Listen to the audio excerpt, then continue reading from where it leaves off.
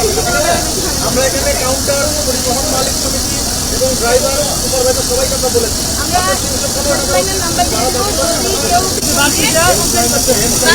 হেল্পলাইনের number দিয়ে দিচ্ছি, আপনারা হেল্পলাইনে ফোন করে কমপ্লেন করবেন, সাথে সাথে আমরা ব্যবস্থা নিব। নগদ ভাড়া দিবেন না, যখন ভাড়া যাবে তখন আপনারা গাড়ি আটকে আমাদের যাতে গাড়িগুলো আর রাস্তায় ভাড়া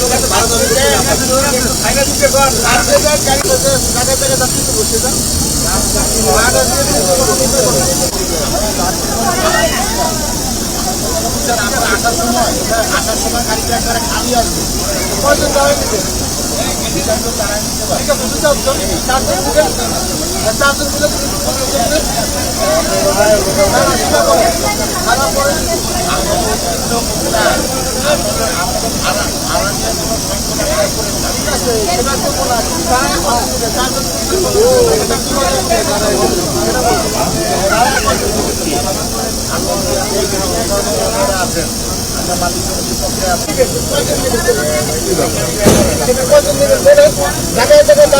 মিলে এটা যাতে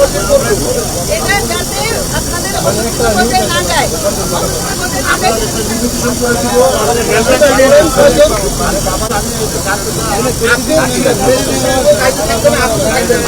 আমরা 40 টাকা রাস্তায় যখন আপনারা বলবেন 5 জন এবং 30 জন এরকম হবে না। হেল্পলাইন দিয়ে দেন,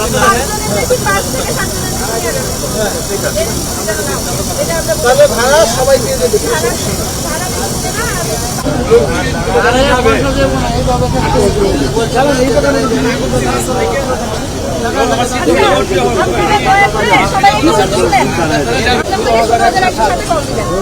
আমরা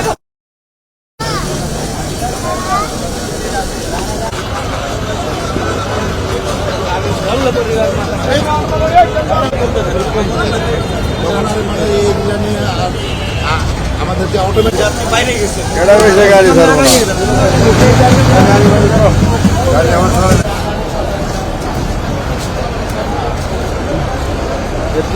পিছনে পড়েন ওস্তাদ, পিছনে পড়েন, সামনে গেলে আপনি পাবেন, নাম হবে আপনাকে।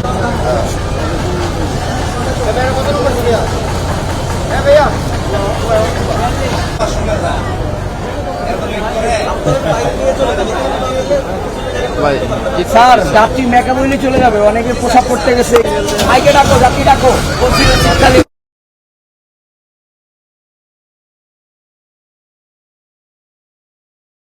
চাপ সময়ের সাথে সাথে বাড়ছে এবং এই বাড়তি চাপ মোকাবেলার জন্য কিন্তু আমাদের বিআরটি এর নির্বাহী ম্যাজিস্ট্রেট বৃন্দ এবং আমাদের যারা বিআরটিসি সড়ক পরিবহন মন্ত্রণালয়ের লোকজন, আমাদের পুলিশ বাহিনী, র্যাব এবং পরিবহন মালিক শ্রমিক সমিতির সদস্যরা আমরা কিন্তু একটা টিম ওয়ার্ক হিসেবে কাজ করছি। আমরা প্রত্যেকটা জায়গায়, প্রত্যেকটা কাউন্টারে, প্রত্যেকটা বাসে যাতে তারা ন্যায্য মূল্যে যাত্রী পরিবহন করে, সরকার নির্ধারিত ভাড়ার অতিরিক্ত ভাড়া যেন কেউ না নেয়, অতিরিক্ত যাত্রী পরিবহন যেন না করে এবং সময় মতো বাসগুলো যেন টার্মিনাল থেকে ছেড়ে যায়, আমরা এটি নিশ্চিত করার জন্য চেষ্টা করছি।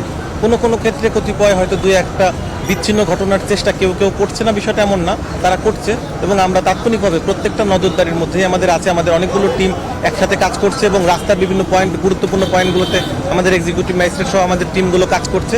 আমরা যে কোনো জায়গায় যদি অতিরিক্ত ভাড়া নেওয়ার কোনো ধরনের কোনো অভিযোগ আমরা পাই, তাৎক্ষণিকভাবে আমরা সেখানে গিয়ে ব্যবস্থা নিচ্ছি এবং আমাদের এই পরিবহন মালিক সমিতির সদস্যবৃন্দ আমাদের সাথে আছেন, তারাও কিন্তু মনিটরিং করছেন নিয়মিত। আমরা কেউ যেন কোনো কৃত্রিম সংকট সৃষ্টি করতে না পারে, অতিরিক্ত ভাড়া আদায় করতে না পারে এবং যাত্রীদের এই ঘরমুখ ঈদযাত্রীদের যাত্রায় যেন কোনো রকম ব্যাঘাত সৃষ্টি করতে না পারে, তার জন্য আমরা সর্বোচ্চ সচেষ্ট আছি এবং আমরা প্রত্যেকটা যাত্রীর ঘরে ফেরা নিশ্চিত না করা পর্যন্ত আমরা রাস্তাতেই থাকবো। আমি একটু পরিবহন মালিকদের সাথে কথা বলতে চাই। সেখানে হচ্ছে আমরা শুনছি যে ধরেন অনেক সময় সংকট তৈরি করা হচ্ছে, সেই জায়গাটা থেকে আপনারা কীভাবে উত্তরণ করতে পারবেন? বিষয়টা অ্যাকচুয়ালি কৃত্রিম সংকট বিষয়টা এরকম না। ধন্যবাদ দেশ টিভিকে। তো আমরা ব্যাপারটা হচ্ছে যে আমাদের যে যাত্রীর ফ্লোটা, এই ফ্লোটা মোটামুটি যখন একটু কম থাকছে এবং গাড়ি অ্যাভেলেবল থাকছে, তখন আমরা ঠিকই আমরা যাত্রী পার করতে পারছি।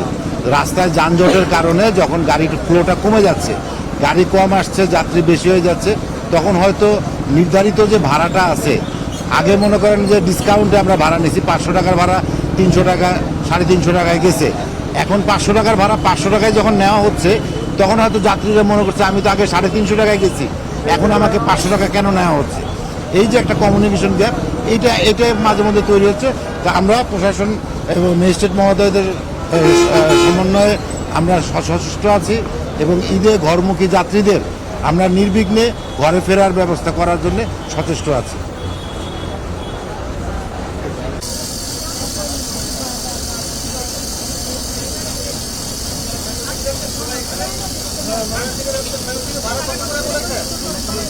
$315